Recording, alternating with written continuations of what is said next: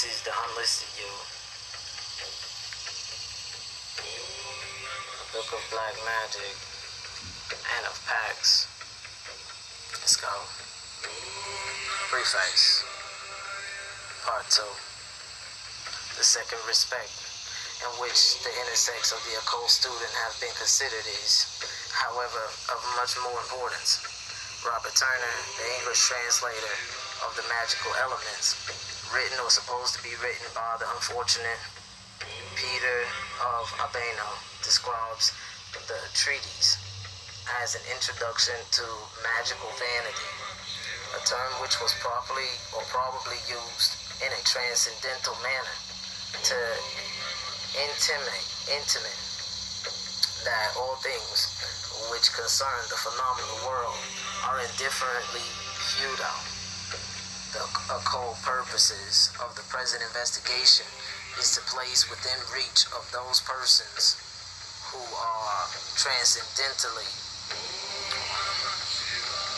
impelled the fullest evidence of vanity, of ceremonial magic, as it is found in books, and the fantastic nature of the distinction between white and black magic, so far also as the literature of either is concerned.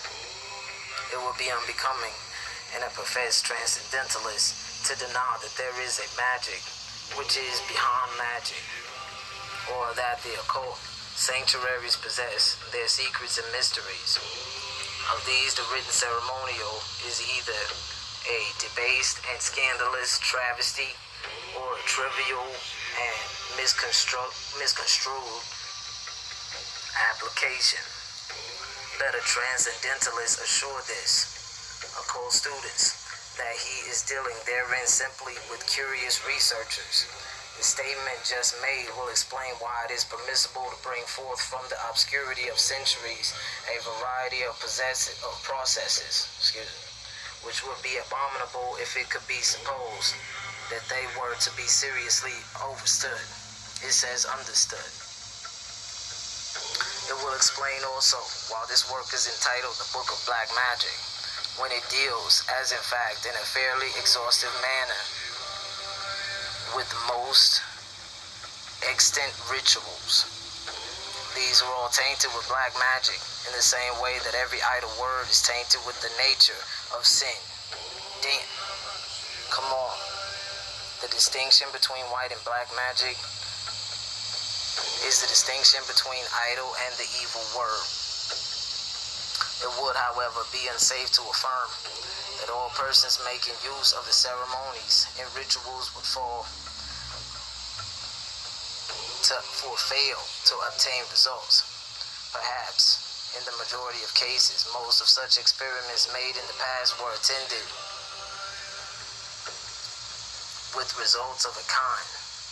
To enter the path of hallucination is likely to ensure hallucination, and in the presence of hypnotic and clairvoyant facts, it will be absurd to suppose that the searing processes of ancient magic, which are many, did not produce seership, or that the auto-hypnotic state, which much magical ritual would obviously tend to occasion in predisposed persons, did not frequently induce it, and not always only in the predisposed. To this extent, some of the processes are practical, and to this extent, they are dangerous. For the convenience of treatment, the present work is divided into two parts.